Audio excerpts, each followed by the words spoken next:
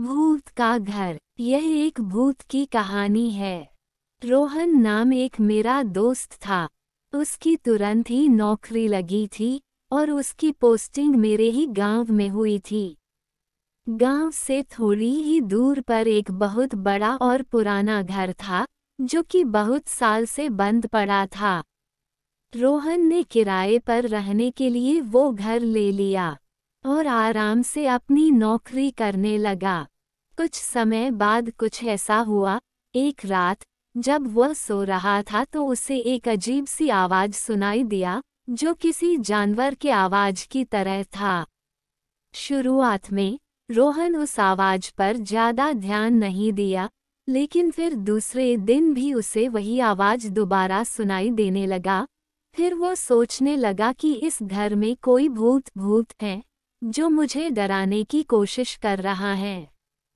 खैर रोहन भूत प्रेत को नहीं मानता था, वो आराम से सो गया। कुछ समय बाद जब रोहन की नींद खुली तो सामने एक डरवाना काला साया दिखाई दिया। रोहन इसके पहले कुछ करता वो खुद बेहोश होकर गिर गया।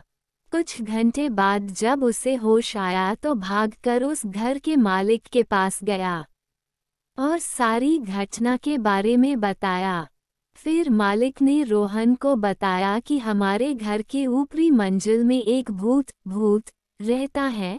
बहुत साल पहले इस गांव के कुछ लोग उसके साथ गलत व्यवहार करके उसकी हत्या कर दिए थे। तब से लेकर आज तक उसकी लाश का पता नहीं चला है। कई लोग तो ये भी बताते थे कि रात के समय में इस रास्ते से अगर कोई जाता था तो वो भूत उसे अपने घेरे में ले लेता था और कई दिनों तक उसका पीछा नहीं छोड़ता था, लेकिन उसे अभी तक कोई देखा नहीं है। कभी कभी उसकी डरावनी आवाज सुनाई देती थी और सबकी नींद उड़ा देती थी। रोहन मकान मालिक की पूरी बात सुनने के बाद सोचा कि यह सब कुछ केवल एक कल्पना और बकवास बातें हो सकती है, क्योंकि वो भूतों में विश्वास नहीं करता था। इसलिए वो वहां से चुपचाप अपने घर चला गया। कुछ दिन बाद रात के समय लगभग 11 बजे के करीब रोहन खाना खाकर टहल रहा था तो उसने देखा कि चारों तरफ अंधेरा छाया हुआ था और एकदम शांत माहौल था। फिर उसकी नज़र दीवार पर गई और देखा कि घर के सारे दीवारों दरवाजों पर जानवरों की तरह कुछ निशानें बनी हुई थीं और बहुत से वस्तुओं को बिना किसी वजह के ही अलग अलग जगहों पर रख दिया गया था। इससे पहले उसने वहां कुछ भी ऐसा नहीं देखा था। फिर एक रात कुछ ऐसा हुआ कि उसकी रूह कांप गई। रोहन अपने घर में अकेले सो रहा था, तब उसे एक डरावनी सी आवाज सुनाई दिया। रोहन नींद से उठ गया और इधर उधर देखने लगा कि कौन है जो इतनी डरावनी आवाज निकाल रहा है, लेकिन कहीं से भी कोई दिखाई नहीं दिया और थोड़ी ही देर में वो आवाज बार बार सुनाई देने लगी।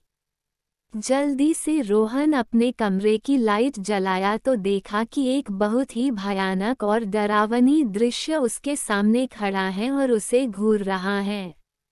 अब रोहन डर के मारे थर थर कांपने लगा और उसकी आवाज भी नहीं निकलना बंद हो गया था। फिर उसने मन में ही सोचा कि मैं अपने सपनों में भी नहीं सोच सकता था कि मेरे साथ कभी भी कुछ ऐसा होगा।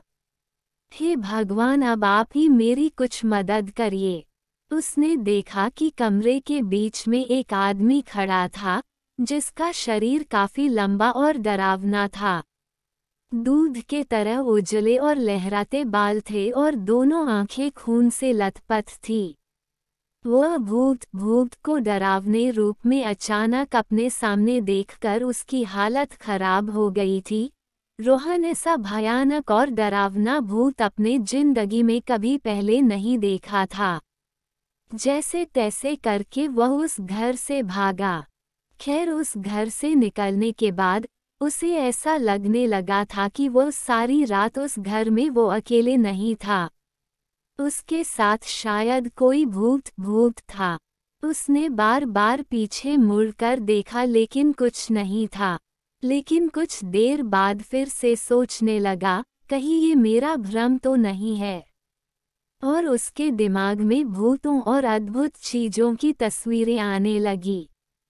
सच्चाई जानने के लिए उसने दोबारा उस कमरे में जाने का फैसला किया, लेकिन इस बार उसने अपनी दोस्त को साथ लेकर गया। दोनों फिर से उस घर में पहुंचे और उन्होंने कमरे की लाइट चालू कर दी। इस बार उन्हें घर में पहले से भी ज्यादा डरावना दृश्य दिखाई दिया। दीवार के चारों तरफ लिखे हुए कुछ शब्द और तस्वीरें थीं, जो उन्हें अजीब लग रही थी। फिर उन्हें घर के एक कोने में बहुत बड़ा लोहे का बना हुआ एक डब्बा दिखा। जब वे लोग उस डब्बे को खोला तो उन्हें एक भयानक चीज देखने को मिला। उस डब्बे में एक आदमी का लाश पड़ा हुआ था, जिसका सिर अलग हो गया था। वो दोनों उस लाश को देखकर पहले से और ज्यादा डर गए और उसे वहीं छोड़ दिया और उस घर से निकलकर भागने लगे। लेकिन जैसे ही दोनों वहां से भागने लगे, वैसे ही उनके कानों में एक डरावना आवाज सुनाई दिया, जैसे उन्हें कोई भूत कह रहा हो, वही रुक जाओ, यहाँ से वापस जाने का सोचना भी मत। अब तुम दोनों मेरे शिकार बन गए हो, रुक जाओ वहीं पर, नहीं तो मैं तुम्हें अभी मार डालूंगा। रोहन और उसके दोस्त वहीं रुक गए और पीछे मुड़कर देखा तो उन्हें कोई नहीं दिखाई दिया, बस उसकी आवाजें सुनाई दे रही थी। फिर क्या था, वो लोग एक दूसरे का हाथ पकड़ा पर वहां से भागते हुए उस घर से कहीं दूर रुके। थोड़ी ही देर में सुबह हो गई। दोनों दोस्त गांव में गए और डरते हुए उन्होंने अपनी घटना सारे गांव वालों से बताया और उन लोगों को सावधान करवाया कि गलती से भी कोई इस घर में न जाए। हम लोग तो जैसे तैसे करके वहां से भाग गए, लेकिन अब दोबारा कोई वहां गया तो शायद वो जिंदा वापस न आए। आप लोग कभी मत जाइएगा। और रोहन उसी दिन अपना पोस्टिंग किसी और जगह करवाया और उसी दिन वहां से अपना सारा सामान लेकर हमेशा हमेशा के लिए चला गया। दिन पर दिन रोहन उस घर की घटना भूलने की कोशिश करता, लेकिन वो उस घटना को कभी भी भूल नहीं पाया। और उसकी रात भी खराब होने लगा था। वो अब रात को सोने में डरने लगा था।